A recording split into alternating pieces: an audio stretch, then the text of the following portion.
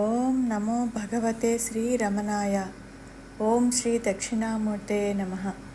ఓం శ్రీ గురుభ్యో నమ. ఈరోజు స్టేటస్: శుద్ధ అహం అసత్తుకు భిన్నంగా దానికి అవ్వలేదిగా నిలిచి ఉంటుంది. అసత్ అంటే మెలకువలోని కలుషితమైన అహం, మరి సత్ అంటే నిద్రలోని ఆత్మ. బ్రహ్మమును సద్విలక్షణం అని కూడా చెప్పవచ్చు. మనము నిద్రను గమనించినప్పుడు చూసినప్పుడు నిద్ర అనేది ఒక పవిత్రమైనది అంటారు చాలామంది. పగలు మనల్ని ఆడించే ఈ అహము, మన మేధస్సు నిద్రించే సమయంలో తమ పట్టును కోల్పోతాయి.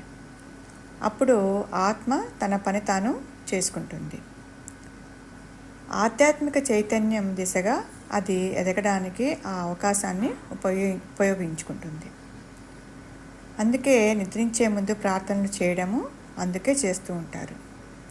ఇస్లాంలో దువా అని, హిందువులలో యోగ నిద్ర అని నిద్రకు ముందు చేసే ఈ చర్యలు అన్నీ కూడా ఆత్మ తనను తాను సిద్ధం చేసుకోవడానికి ఉపయోగపడతాయి. నిద్రకు మన అంతఃకరణ మీద ప్రభావం చూపే సామర్థ్యం ఉందని అనడానికి నిదర్శనాలు ఇవే అన్నమాట. మన బాహ్య ప్రపంచానికి, అంతర్లోకానికి మధ్య వారధి నిద్ర. నిన్ను నీవు తెలుసుకోవడానికి నీవు శాస్త్రాలను, పురాణాలను, ఇతరతలను జీవన విధానాలు కాదక్కడ. నీకు ఏం కావాలి, ఎలా ఉంటే నీవు శాంతిగా ఉంటావు, ఎలా ఉంటే నీవు సుఖంగా ఉంటావు అని ఈ నేను మెలకువలో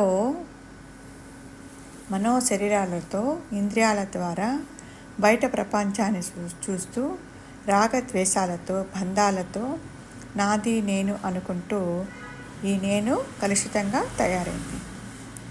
ఒకటే నేను అంతర్ముఖంగా ప్రయాణం చేసినప్పుడు, ఎటువంటి ఆలోచనలు లేకుండా ఉన్నప్పుడు, ఆలోచనారహిత స్థితిలో ఉన్నప్పుడు అది ఆత్మగానే ఉంటుంది. అదే నేను బహిర్ముఖం అయినప్పుడు అది కలుషితమైన అహంగా ఉన్నట్లు కనబడుతుంది. శుద్ధ అహము సత్ అసత్తులకు భిన్నంగా దానికి అవ్వలేదిగా నిలిచి ఉంటుంది. సత్ అంటే నిద్రలోని ఆత్మ అంటున్నారు. అందుకే నిద్ర నుంచి లేచిన వెంటనే హాయిగా ఉంది అంటున్నాము. కానీ అక్కడ ఉన్న ఆనందమును మనము దేనితోటూ అక్కడ కొలవట్లేదు, దేనితోనూ అక్కడ వర్ణించట్లేదు, వర్ణన లేదు, అలాగే అక్కడ నిర్వచనం కూడా లేదు. అది తనకు తానుగా ఉంది. నిద్రను గమనించినప్పుడు, నీవు నిద్రలోకి వెళ్తున్నప్పుడు నీ మనసుకు అక్కడ ఏమైనా అడ్డు ఉందా? అడ్డు ఉంటే నీవు అక్కడ నిద్రలోకి జారుకోలేవు. అంటే నీవు నిద్రలోకి జారుకుంటున్నప్పుడు నీ మనస్సుకు అక్కడ ఏది అడ్డు ఉండట్లేదు, అది నీకు తెలుస్తూ ఉంది. నీ మనస్సుకు ఏది అడ్డు లేకపోతే నీ మనస్సు స్వేచ్ఛగా అక్కడ నిద్రలోకి వెళ్తూ ఉంది. కానీ మనము ధ్యానం పేరుతో, తపస్సుల పేరుతో ఏదో ఒక నామాన్ని, రూపాన్ని పట్టుకోవడం వల్ల అది అడ్డైపోతూ ఉంది.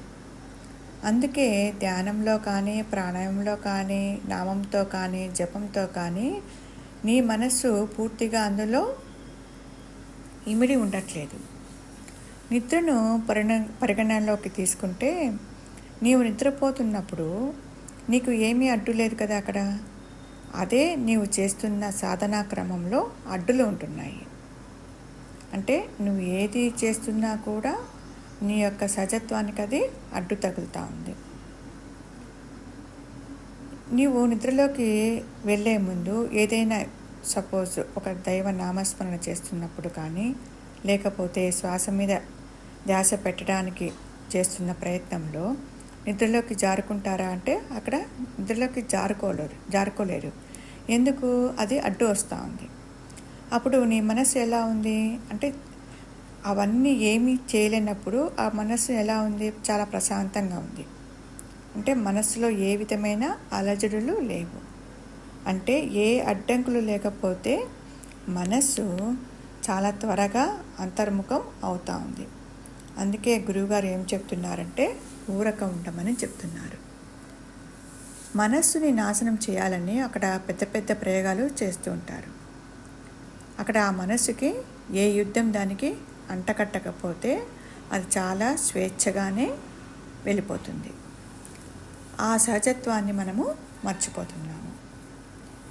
నీ మనస్సు విషయంలో ఎంత తేలికగా ఉంటే నీవు నిద్రలోకి జారుకుంటున్నావు అన్న విషయాన్ని బుద్ధితో తెలుసుకుంటే నీ మనసు స్వేచ్ఛగా అంతర్ముఖం అవుతుంది. కాబట్టి దానిని నిద్రలోని ఆత్మ అంటున్నారు. అంటే అదే నీ సహజత్వం.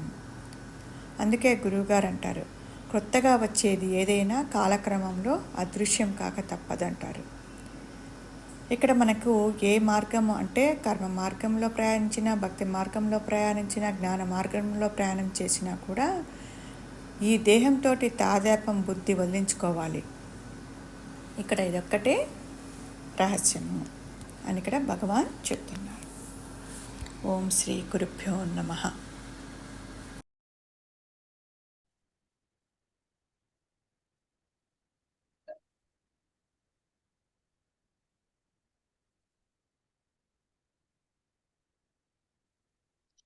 శుద్ధ అహం అసత్తుకు భిన్నంగా దానికి అవ్వలిదిగా నిలిచి ఉంటుంది. అంటే అర్థం ఏంటమ్మా?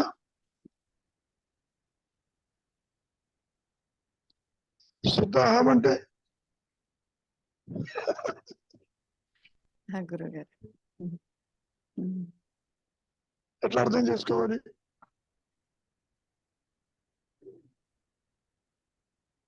శుద్ధ అహం స్వరూప జ్ఞానము ఉందో ఎవరికి తెలియదు.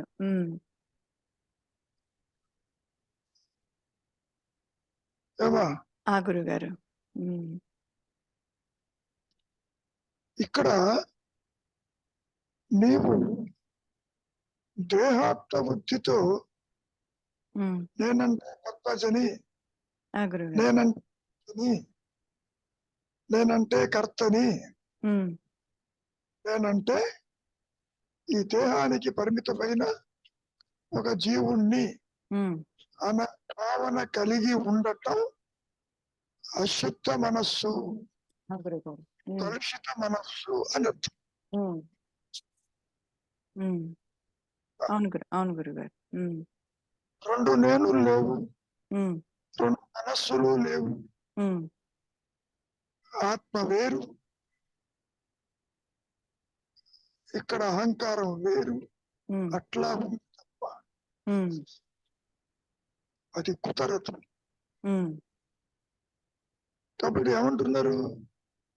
శుద్ధాహం అంటే నేను ఉన్నాను అన్న ఎరుక ఏదైతే తురీయంలో ప్రకాశిస్తూ ఉంటుందో ఈ సహజత్వంగా అది మాత్రమే దేనికి అంటకుండా తనకు తనలో ప్రకాశిస్తూ ఉంది అని అర్థం. ఇప్పుడు శుద్ధాహం అని ఎందుకన్నారు? ఇక్కడ నీవు దేహాత్మ బుద్ధితో నేనంటే దేహం అని అనుకుంటున్నావా లేదా? అట్లా అనుకోవడం అనేది నీ మూలాన్ని మర్చిపోయినావు అని చెప్పటం. నీవు కాని దానితో ఉనికిని ఏర్పరచుకున్నావు అని. పని ఇది నిజంగా ఉన్నదా? జీవుడు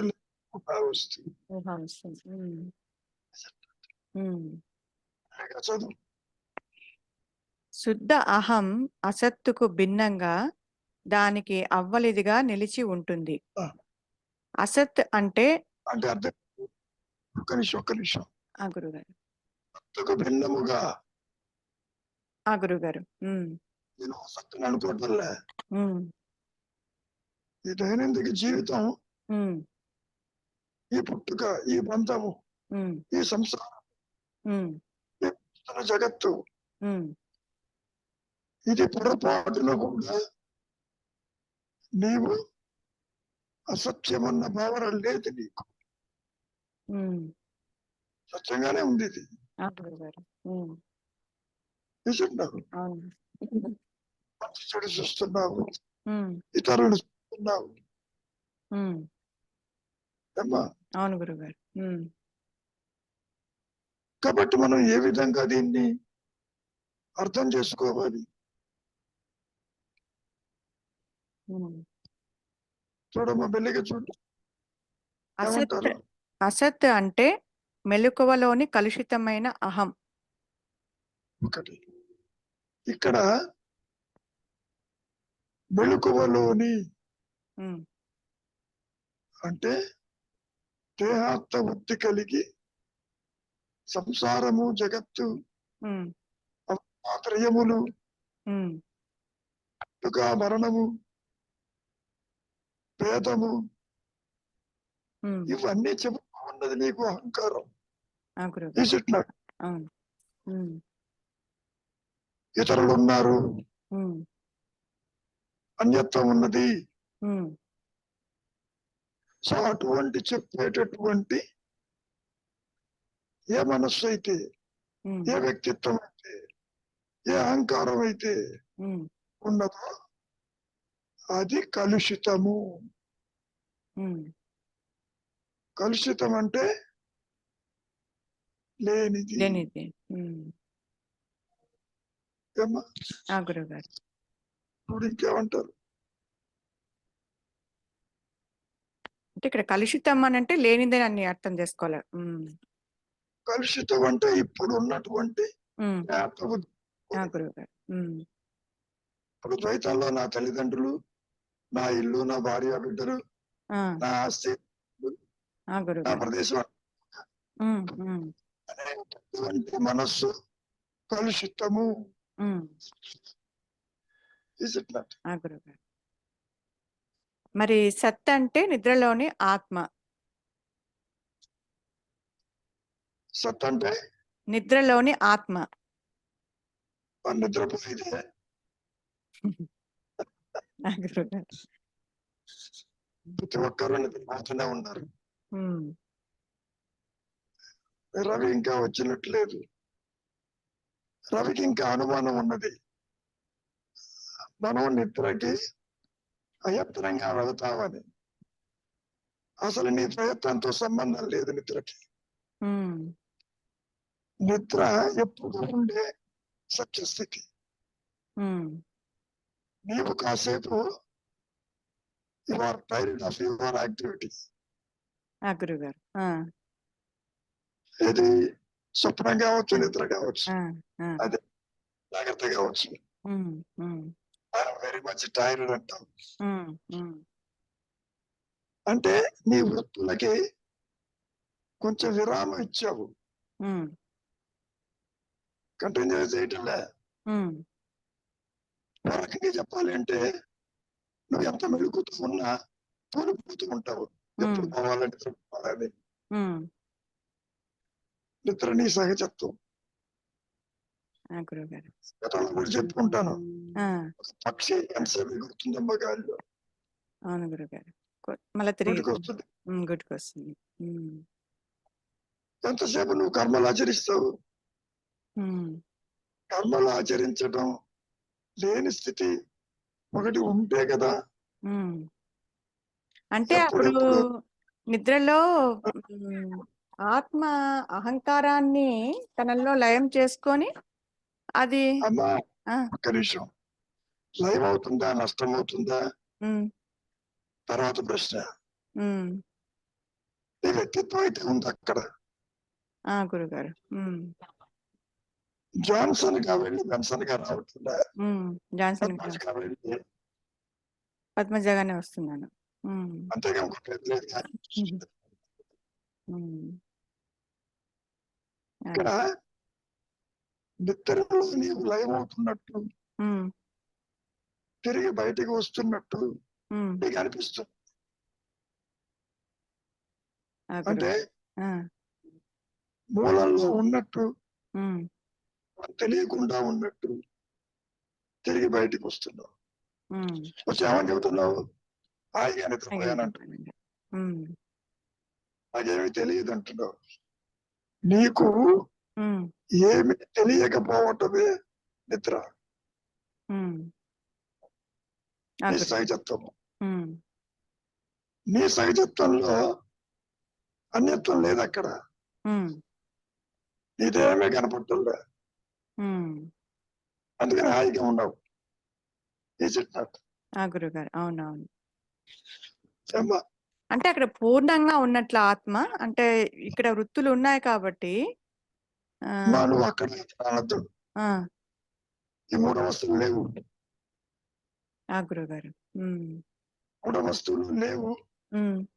ఉన్నంతలో నిద్రావస్థ నీ సహజత్వమని సూచించటం అంతవరకు. హ్మ్.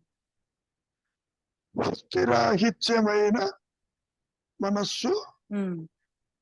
ఆత్మీయను అని సూచించటానికి సుషుప్తావస్థని రిఫరెన్స్ కింద తీసుకుంటారు ఈ మాయలు. ఆ గురుగారు. హ్మ్. ఆ నిద్ర గురుగారు. తాత్కాలిక మరణం అన్నాడు. హ్మ్. Temporary death. హ్మ్. హ్మ్. ఎవరికి? ఈ అహంకారానికి. అహంకారానికి. అవును. హ్మ్. టెంపరీ డెత్ అంటే ఏంటి? మళ్ళీ వెనక్కి వస్తున్నాడు కదా. అదే అవును గురుగారు. హ్మ్. ఏమా? ఆ గురుగారు. అవును. Death is permanent. Permanent sleep. హ్మ్. హ్మ్. ఇవన్నీ బోధించటానికి హ్మ్. అనుకూలంగా ఉంటుందని చెప్పిన మాట. హ్మ్. నిజానికి హ్మ్. ఆత్మ ప్రకాశానికి, స్వరూప జ్ఞానానికి, ఈ అవస్థలకి ఏ సంబంధము లేదు. హ్మ్. రాకపోకలు లేవు. కనెక్షన్ లేదు. హ్మ్. ఒకటే నేను ఉంటుందమ్మా. హ్మ్. గతంలో కూడా చెప్పాను. హ్మ్. అన్యత్వాన్ని చూస్తే కలుషిత మనస్సు. హ్మ్. ఆలోచన వస్తే కలుషితము. కలుషితం. హ్మ్. బంధాలు, ప్రేమ, అనురాగము, అభి అభిమానము, హ్మ్. రాగద్వేషాలు తల ఎత్తితే కలుషితం. కలుషిత మనస్సు. హ్మ్. ఇవన్నీ ఉనికి లేని దానికి చెబుతున్నాం మనం. ఆ గురుగారు. అవును. ఏమ్మా? అవును గురుగారు. ఉనికి హ్మ్. లేదు. హ్మ్. హ్మ్. ఉనికి లేని దానికే ఇన్ని శాస్త్రాలు, ఎన్ని బోధలు, ఎన్ని కష్టాలు, హ్మ్. ఎన్ని జనవత్తులు. అవును. ఆత్మకి ఆ ఇబ్బంది లేదు. ఆ గురుగారు. హ్మ్. ఒకసారి మెల్లిగా చదువు.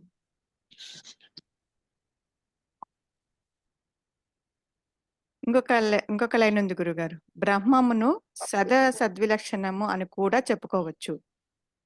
ఏంటిది మళ్ళీ చెప్పు. బ్రహ్మమును సద్విలక్షణము అని కూడా చెప్పుకోవచ్చు. అంటే అర్థం ఏంటమ్మా? ఆ! ఆ, అది తెలియదు. సత్ అంటేనాక సత్తుతో కూడినది. బ్రహ్మం సత్ సత్ అని. ఆ గురుగారు. ఆ! మెల్లిగా చదువు. బ్రహ్మమును ఆ, సద్విలక్షణము అని కూడా చెప్పుకోవచ్చు. అమ్మా. సత్ అసత్. హ్మ్. సత్యానికి అసత్తుకి విలక్షణమైంది. ఆ గురుగారు. సత్ అసత్. హ్మ్. మంచి సదా చెడు. సద్. హ్మ్. సత్ అసత్. హ్మ్.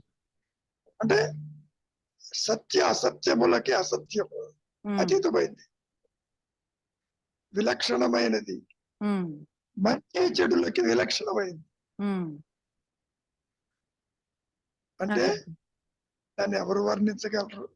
హ్మ్. అప్పటికి సూచించారు మహర్షులు గారు. హ్మ్. ఇది ఉన్నది, ఇది లేదు అనే దానికి అతీతమైంది అని హ్మ్. చెప్పమా. ఆ గురుగారు. హ్మ్. Are you getting? అర్థమైంది. హ్మ్. కొద్ది వరకు గురుగారు అంతే. కొ- కొద్ది వరకే గురుగారు అది అర్థం అవడం అంతే. కొద్ది వరకే అసలే అర్థమైంది గురువుగారు. ఇది ఇంకా ప్రమాదం. హ్మ్. Half knowledge is dangerous. Correct. అర్థమైతే అర్థమైంది, లేకపోతే లేదు. అది బెటర్. హ్మ్. నేను కొద్దిగానే పాముని చూశాను, పూర్తిగా చూడలేదంటే. ఆ! గురువుగారు. ఒకసారి మెల్లిగా చదువు, నీకే అవగతం అవుతుంది. శుద్ధ అహం అసత్తుకు భిన్నంగా దానికి అవ్వలిదిగా నిలిచి ఉంటుంది. అసత్ అంటే మెలకువలోని కలుషితమైన అహం. మరి సత్ అంటే నిద్రలోని ఆత్మ. ఓకే.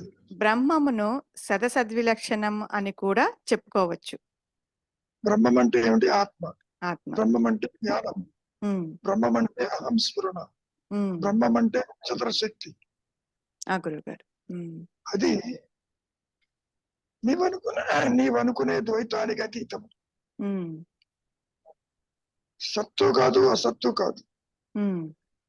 అదే కాదు, లేనిది కాదు. ఆ! గురువుగారు. హ్మ్. కనిపించేది కాదు, కనిపించనిది కాదు. హ్మ్. హ్మ్. తెలుసుకునేది కాదు, తెలియబడింది కాదు. ఇట్లా తెలుసుకునేది కాదు, తెలియబడింది కాదు. హ్మ్. హ్మ్. ఇవన్నీ కూడా ఎందుకు చెబుతున్నారు? నీ మనస్సుకి అర్థం అవ్వటానికి చెబుతున్నారు. హ్మ్. నిజానికి ఆత్మస్థితి ఇంత డిస్క్రిప్షన్ ఉండదు. ఆ! గురువుగారు. ఆ! నీ లక్షణాలు అక్కడేం కనపడవు. ఆ! గురువుగారు. హ్మ్. నేను ఉన్నాను, హ్మ్. అహమామితి స్ఫురతి, హ్మ్. అది అంతవరకే. హ్మ్. ఎరుకతో హ్మ్.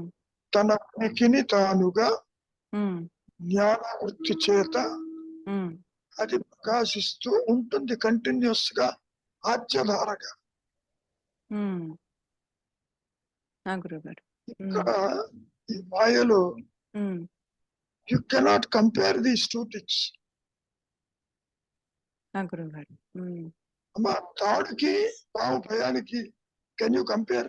లేదు గురువుగారు. చెప్పలేం. హ్మ్. లేని పాముకి హ్మ్. ఉన్న తాడు, how you going to compare? అవును. హ్మ్. ఇన్కంపేరబుల్. అవును. అవును. హ్మ్. కాబట్టి ఇన్ని మాటలతో ఎందుకు చెబుతున్నారు? ఈ మనస్సుతో దాన్ని గుర్తించలేం కాబట్టి. హ్మ్. వాక్కులకు అతీతము, మనస్సుకు అతీతము, హ్మ్. అవస్థలకు అతీతము. హ్మ్. అమ్మా, ఆ! గురువుగారు. కాలానికి అతీతము. హ్మ్. ఏ కాల పరిధిలో అది ఉండదు. హ్మ్. అమ్మా, ఆ! గురువుగారు. హ్మ్. అనంతమైన దాన్ని పరిమితమైనటువంటి ఏదో ఒక అవస్థలో తెలుసుకోవచ్చు అనేది పొరపాటు. కుదరదు. తెలుసుకోవడం అంటే ఆత్మగా ఉండటం. ఉండడం. అంటే అది మాటలతో చెప్పి కూడా దాన్ని తక్కువ చేసినట్టే అవుతుందేమో గురువుగారు కదా! చెప్పలేవుగా. ఆ! ఈ మనస్సు ఇక్కడ లేదుగా. హ్మ్. నీకు ఆత్మానుభవం గనక హ్మ్. మనస్సుతో పొందితే చెప్పొచ్చు. హ్మ్. ఆ విషయం కూడా మహర్షి అన్నారు. ఆత్మ ప్రకాశమందు అహంకారం ఎక్కడ, మనస్సు ఎక్కడ, హ్మ్. దీనికి ఆ విషయం తెలియదు అన్నాడు. హ్మ్. తెలుసుకోలేదమ్మా. ఆ! గురువుగారు. హ్మ్. ఇదంతా పరోక్ష జ్ఞానం. పరోక్షం అంటే ఇండైరెక్ట్ ఇండైరెక్ట్ పర్సెప్షన్స్. పర్సెప్షన్. హ్మ్. మనస్సు ద్వారా, ఇంద్రియాల ద్వారా నీలో ఉన్నదే నువ్వు బయట చూస్తావు. హ్మ్. And what is direct perception? ఆత్మ ఆత్మ. మాత్రమే. హ్మ్. హ్మ్. తనకు తానుగా జ్ఞాన వృత్తి చేత అది తన ఉనికిని చూస్తుంది, గుర్తిస్తుంది, హ్మ్. ఉంటుంది. స్వయం ప్రకాశమైంది ఏదైనా ఉన్నది అంటే ఒక ఆత్మ మాత్రమే. హ్మ్. సృష్టిలో ఏది? ఇదే. హ్మ్. హ్మ్. Are you getting the difference? అర్థమైంది గురుగారు. అంటే నిద్రనే చెప్పలేకపోతాం కదా! అంటే అది ఎలా ఉంటుందో నిద్ర గురించి చెప్పలేము అసలు దాన్ని. చెప్పలేదు. హ్మ్. వెలుగుతోనూ చెప్పలేవు, నిద్రపోయినా చెప్పలేవు. అవును గురుగారు. ఆత్మ ప్రకాశంతో కొంతవరకు సూచిస్తావు, ఉమ్, ఇది నీవు కాదు, ఇది లేదు అని, అంతవరకు. ఉమ్, ఇప్పుడు కూడా ఉమ్, స్మరణ మీద ఫోకస్ అయినప్పుడు అన్యత్వం ఉండదమ్మా. ఎంతో కష్టపడాలి ఆలోచన తెచ్చుకుని దాన్ని గుర్తించటానికి. ఇప్పుడు ఎలాగైతే ఆలోచనలను తీసేయడం ఎంత కష్టమో, ఉమ్, స్వరూప జ్ఞాన ప్రకాశం తర్వాత ఉమ్, ఆలోచన రావటం అంత కష్టం అవుతుంది. ఆ గురుగారు. ఉమ్, అందుకనే మహర్షి ఏమన్నారు, ఉమ్, చెప్పేవాడు లేడు కదా, దేహాన్ని ఇలా ఉంది అలా ఉందని చెప్పుకొచ్చారు. అది మనకు ఉమ్, ద్వైత దృష్టితో అర్థం కాదు. ఉమ్, అసలు సృష్టి జోలికే పోడు. దేహం అయిపోతే నాకెందుకు, నేను నేనుగా ఉన్నాను. ఇంత వ్యాఖ్యానం ఉండదమ్మా, ఆ గురుగారు. ఇంత ఎలాబరేషన్ ఉండదు. ఉమ్, లేని దాని గురించి ఉమ్, చింతించేవాడు ఉండడు అక్కడ. ఆ గురుగారు. ఇంకో రహస్యం, అయ్యో నా దేహం ఏమైపోయింది, రేపు ఏమవుతుంది, ఉమ్, వాళ్ళు ఏమవుతారు, వీళ్ళు ఏమవుతారు అని చింతించే అవకాశం లేదు. తన ఉనికే ప్రశ్నార్థకమైంది, ఇంకోళ్ళ గురించి ఎవరు ఆలోచిస్తాడు. ఆ గురుగారు. ఉమ్, ఆ. ఆర్ గెటింగ్ ది మరి డిఫరెన్స్? మరి కార్యకలాపాలు ఎలా జరుగుతాయి గురుగారు అవి? ఇప్పుడు మాత్రం నువ్వు చేస్తున్నావా? ఉమ్, ఇప్పుడు కూడా ఉమ్, ఆ జ్ఞానమే, ఆ హయ్యర్ పవరే చేస్తుంది. కానీ నువ్వేమనుకుంటావు, దేహాత్మూర్తితో నాకు ఆలోచన వచ్చింది, నేను చేస్తున్నాను. ఉమ్, గాలి ఎవరు పీలుస్తున్నారమ్మా? నువ్వు పీలుస్తున్నావా? లేదు గురుగారు. ఆలోచిస్తూ మరి. Um, it is the God that takes the breath in you. భగవంతుని గురించి నువ్వు అనుకుంటున్నావు. No. భగవంతుడు నీ గురించి అనుకున్నప్పుడు నువ్వు కుటుంబంలో పెడతావు. ఉమ్, అమ్మా, ఆ గురుగారు. ఉమ్, నువ్వు అసలు ఏమి చేయలేవమ్మా. ఉమ్, ఇది చాలా ఇదిగా ఉంటుంది. ఏమిటి, నీవు చేయకపోయినా చేశానంటున్నావు. ఉమ్, నా కర్మలాచరిస్తున్నాడు, ఎవరు కర్మలాచరించారు చూడమంటాడు. ఉమ్, నేను ఎత్తుకున్నామో చూడు, లేదు. నాది అంటున్నావు, నాది అనేవాడు ఉన్నాడేమో చూడు.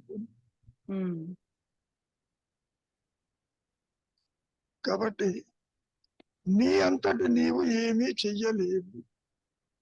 ఉమ్, నిన్ను నడిపించేది ఆ హయ్యర్ పవర్. ఉమ్, ఒక ఎగ్జాంపుల్ చెప్పారు, గుర్తుందా? గోపురం మీద బొమ్మ పట్టుకుంది. ఆ గురుగారు. ఉమ్, నువ్వు ఆ బొమ్మ చూస్తే ఏమంటావు, ఎంత బరువు మోస్తుందో అనుకుంటావు. ఉమ్, బేసలో ఉంది మోసేది. ఆ గురుగారు. ఆ విధంగా ఉంటుంది ఈ అహంకారం అని చెప్తాడు. ఉమ్, ఇప్పుడు నువ్వేమంటున్నావు, ప్రతిదీ నేను చేస్తున్నా అంటున్నావు. ఉమ్, నువ్వేం చేయవమ్మా. It is the self, it is higher power that does everything. నువ్వు గాలి పీల్చినా, వదిలినా, ఉమ్, పుడుతున్నా, పెరుగుతున్నా, ఉమ్, కదులుతున్నా, ఉమ్, తింటున్నా, వింటున్నా, ఆ గురుగారు. వినడానికి పవరే కావాలి. అవును గురుగారు. ఏమో అర్థమవుతుందా? ఇవన్నీ బుద్ధికి ఓకే అర్థమవుతున్నాయి గురుగారు, కానీ అది ఎక్కడో. ఆ బుద్ధి ఎక్కడి నుంచి వచ్చింది? ఆభాస కాంతి ఆత్మ నుంచే వచ్చింది. ఉమ్, బుద్ధి అనేటువంటి తెలివి, ఉమ్, జ్ఞానము సాపేక్షమైనది. ఉమ్, ఎక్కడి నుంచి వచ్చింది? సోర్స్ అదే. అవును గురుగారు. ఏమ్మా గురుగారు కొంచెం అన్నా మింగుడు పడుతుందా? అంటే ఇవన్నీ అర్థమవుతున్నాయి, కానీ అది లోపల ఎక్కడో అంటే ఇంకా అది అంటే జ్ఞానమే చేయిస్తుంది అన్నా కూడా ఎంత అనుకున్నా అమ్మమ్మా కూడా. నువ్వు చేస్తున్నావని ట్రై చేసి చూడు. ఉమ్. చేతిని కోసి అక్కడ పెడితే వంట చేస్తుందేమో. అది ఎప్పుడో ట్రై ఒకసారి చేయి. జారిపోతుంది కదా గురుగారు, మాకు అను. నీకు కాదమ్మా, ఉమ్, సృష్టి యావత్తే ఉమ్, వ్యక్తిగతంగా ఉండదు అది. Um, it is a universal consciousness. ఉమ్, గ్రహాలను నడిపిస్తుంది. ఉమ్, సూర్యుడు చాంద్రులను నడిపిస్తుంది. ఉమ్, అది ఘనాతి ఘనమమ్మ. అది ఉమ్, అనుకున్నట్టు దేహానికి పరిమితమైన కాదది. ఉమ్, దేహం యొక్క ఫంక్షన్ యూనివర్సల్ ఫంక్షన్ లో అణుమాత్రం కూడా ఉండదు, చాలా తక్కువ. ఉమ్. గురుగారు. ఘనాతి ఉమ్, ఉమ్, అంత పెద్ద గ్రహాలను కదిలిస్తుంది ఇది, ఉమ్, కక్షలో పెడుతుంది, ఉమ్. పంచభూతాలను నియంత్రిస్తుంది. ఇది చెప్పినట్టు గురుగారు. ఉమ్, ఇది మాయలో నువ్వు చూస్తున్నావు ఇవన్నీ. ఉమ్, ఉమ్. ఇది చెప్పినట్టు. ఏమ్మా? గురుగారు. ఒకసారి పూర్తిగా చదువు. ఇంకేమైనా అనుమానాలు అడిగంటున్నాయా, ఉన్నాయా చూద్దాం. శుద్ధ అహం అసత్తుకు భిన్నంగా దానికి అవ్వలిదిగా నిలిచి ఉంటుంది. అది అసత్ అంటే మెలకువలోని కలుషితమైన అహం, మరి సత్ అంటే నిద్రలోని ఆత్మ. బ్రహ్మమును సదసద్విలక్షణం అని కూడా చెప్పుకోవచ్చు. ఏమైనా డౌట్ ఉందా ఇంకా? లేదు గురు. ఏమ్మా సరోజ?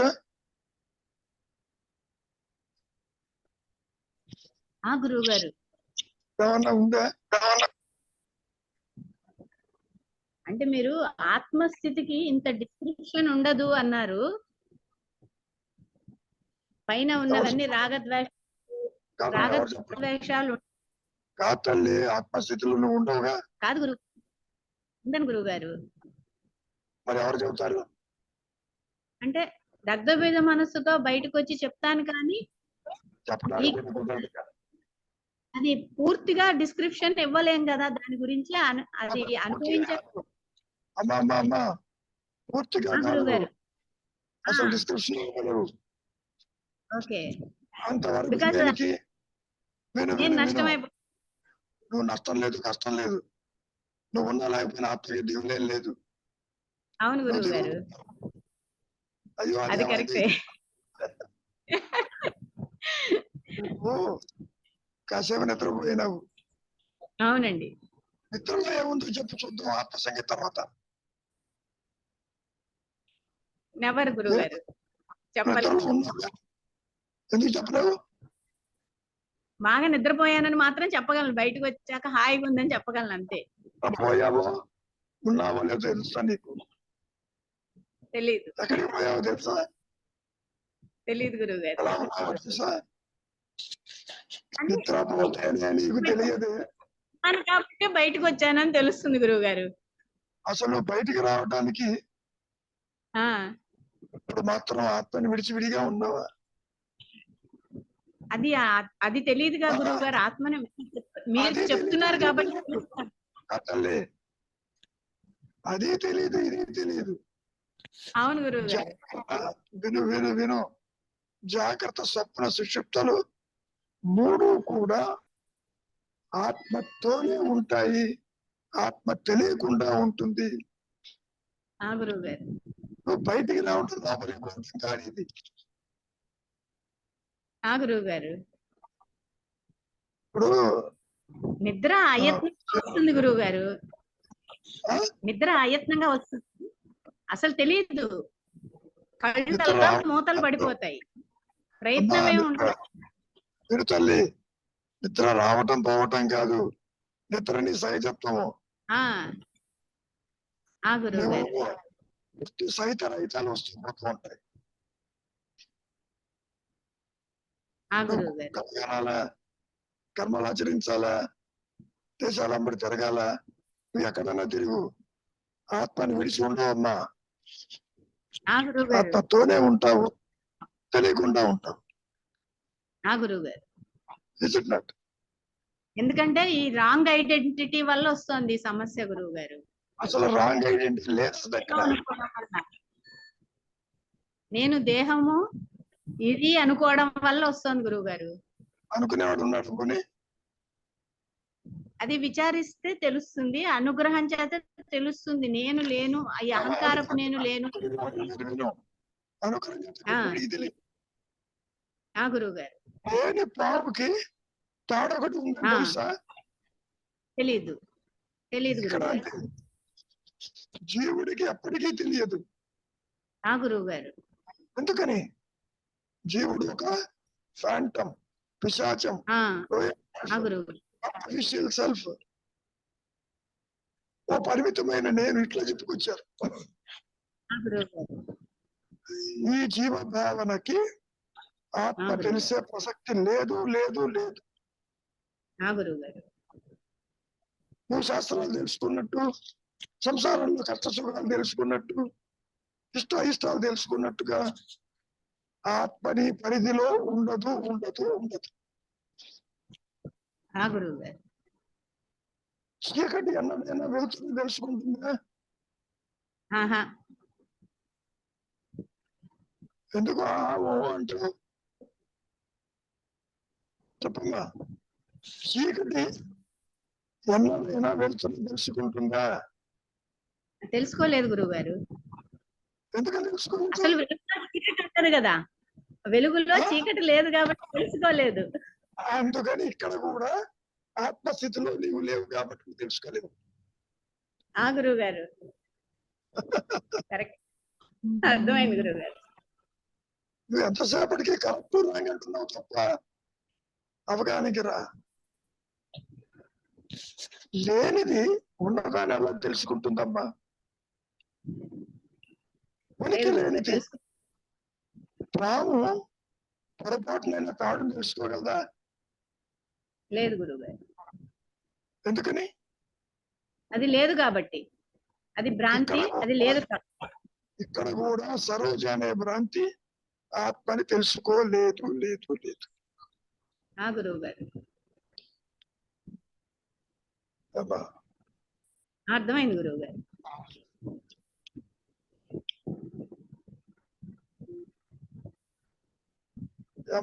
పెద్దగా ఇంకేమైనా ఉందా?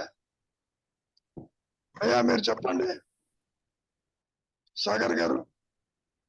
గురువుగారు, అంటే గురువుగారు ఇందాక చెప్పినప్పటికీ పాము తెలుసుకోలేదు కానీ అక్కడ పామును అని అనుకున్న నేను తెలుసుకోగలుగుతా గురువుగారు. అంటే అక్కడ తాడు, మళ్ళీ ఆ పాము ద్వారానే తాడు తెలుస్తుంది కదా. నేను విన్నాయినా తెలుసుకోలేదు అర్థమైంది. సాగర్గా ఉన్నదే ఆత్మబుద్ధిలో ఉన్నవాడు తెలుసుకోగలడా? ఇది కూడా పాము లాంటిదే. ఆత్మగా ఉండక నేనే దేహం అన్నటువంటి ఒక భ్రమ ఏర్పడింది ఇక్కడ. ఏర్పడి నేనంటే దేహముని, దేహిని, నాకు పుట్టుగా మరణం ఉందని అనుకుంటున్నావు. అటు వాడు ఉన్నాడా? అదే నేను ఎవరన్న విచారం. లేని వాడు తెలుసుకుంటాడు. నువ్వు ఉన్నదని అనుకుంటున్నావు కానీ నీ స్వరూపాన్ని నువ్వు తెలుసుకోలేవు,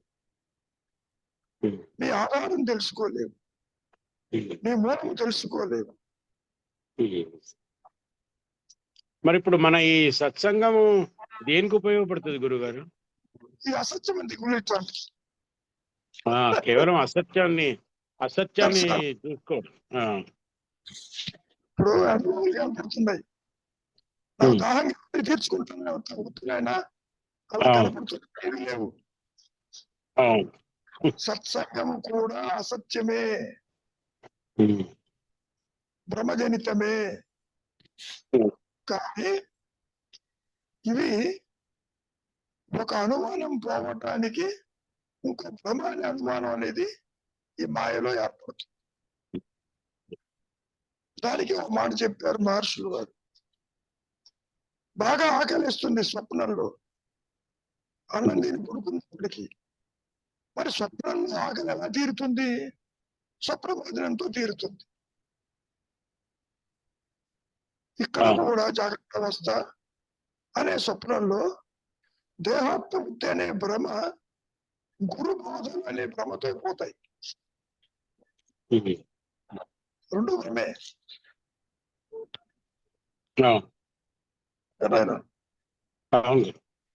ఏ విధంగా అయితే స్వప్నంలో ఆకలి వేస్తే స్వప్న భోజనంతో ఆకలి తీరిందో, ఈ జాగ్రత్త అవస్థ అనే స్వప్నంలో కూడా దేహాత్మబుద్ధి అనేటువంటి ఒక భావన, గురు బోధ అనేటువంటి మాయా బోధతో ఇది అదృశ్యమైపోయి ఆత్మగానే ఉంటుంది అని. ఈ జాగ్రత్త అవస్థ కూడా దీర్ఘ నిద్ర అని గాఢంగా గనక, గాఢ నిద్ర అని, అది దీర్ఘ నిద్ర అని గాఢంగా గనక విశ్వసిస్తే అంటే బాగా గోచరిస్తుంది గురు. చాలా ఏం గోచరిస్తుంది అంటే ఈ మాయ నేను యొక్క ఇది బాగా అది కూడా కాదు. ఇది మాయ నీకు తెలియదు. సత్యము ప్రకాశించనంత వరకు చీకటి ఒకటి ఉన్నది, మరణం ఉన్నదని ఈ మాయ నేను భావిస్తుంది. దేహాలను మార్చుకుంటూ పోతుంది. అంటే సాక్షిగా చూడడానికైనా వీలవుతుందేమో. కుదరదు నాయన. సాక్షి అంటే నువ్వు అక్కడ ఉండాలి, ఉండవు. మళ్ళీ అదే మేము చెప్పేటప్పుడేమో ఆన్సర్లు గురుగారు మొత్తం మీరు మార్చేస్తారు. మీరు చెప్పిన దాని నుంచి మేము వచ్చి ఏదైనా ఆలోచించేసరికి అది ఎక్కడ పొసు కదా అసలు ఆన్సర్. ఎందుకని వినటము, ఆలోచించటము, గ్రహించడానికి అతీతంగా. అవును, ఇంతసేపు ఎంత విన్నా మా ఆన్సర్ అది సరి అనేది కాకుండానే ఉంటుంది మళ్ళీ. అసలు సరే అసలుకి అతీతంగా ఉంటుంది. అది వచ్చింది గొడవ. బాగుంది. ఏదైనా శ్రీనివాసరావు గారు ఏమైనా ఉందా డౌట్?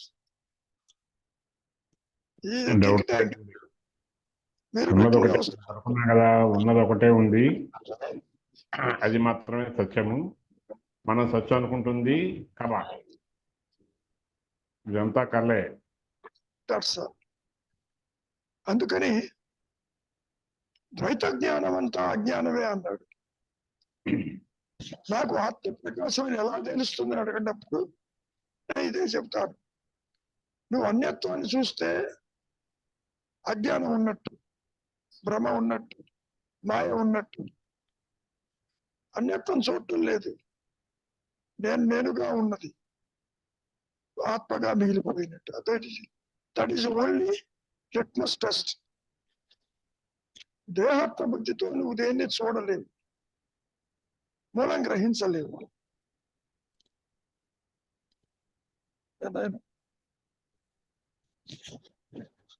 ఇంకేమైనా ఉందా ఏమా పద్మజ? అదృశ్యం అవుతుంది కాసేపట్లో. అదృశ్యమైతే అసత్యము, అదృశ్యము కానిది సత్యము. సత్యము. దృశ్యము అదృశ్యాలకి అతీతమైన ఆత్మస్థితి. ఆత్మ అంటే చాలా సింపుల్ గా ఉంటుంది. ప్రతిదీ దృశ్యం అదృశ్యం అయిపోవాల్సిందే, ఏ దృశ్యమైనా అదృశ్యం అవ్వాల్సిందే. దృశ్య అదృశ్యాలకి అతీతమైన అది కనపడిపోయేది కాదు ఆత్మస్థితి. అసలు ఈ సృష్టితో సంబంధం లేదు దానికి, కానీ ఆధారమే అది. దృశ్యం తన నశ్యం అన్నారండి. ఏదైతే కనపడుతుందో అది నశించిపోయే లక్షణం ఉంది. కనిపించే ప్రతిదానికి నశించిపోయే లక్షణం ఉంది. లక్షణం ఉంది. కరెక్ట్. దృశ్యం తన నశ్యం. అంతేకాదు చూసేవాడు కూడా నశించిపోతాడు. పాయింట్ అది. ఎందుకంటే తను తాను చూసుకుంటున్నాడు, ఇంకోళ్ళు తను చూస్తున్నారు. కనుక ఇది కూడా దృశ్యమే. తెలుసుకునే నీవు, తెలియబడేటువంటి యొక్క విషయాలు ఈ రెండు అదృశ్యమైపోతాయి. కాబట్టి ఆత్మజ్ఞానం చాలా తేలికైంది. నువ్వు కష్టపడాల్సిన పని లేదు, కూడబెట్టాల్సిన పని లేదు, కాలంతో పని లేదు, డబ్బుతో అసలు పని లేదు.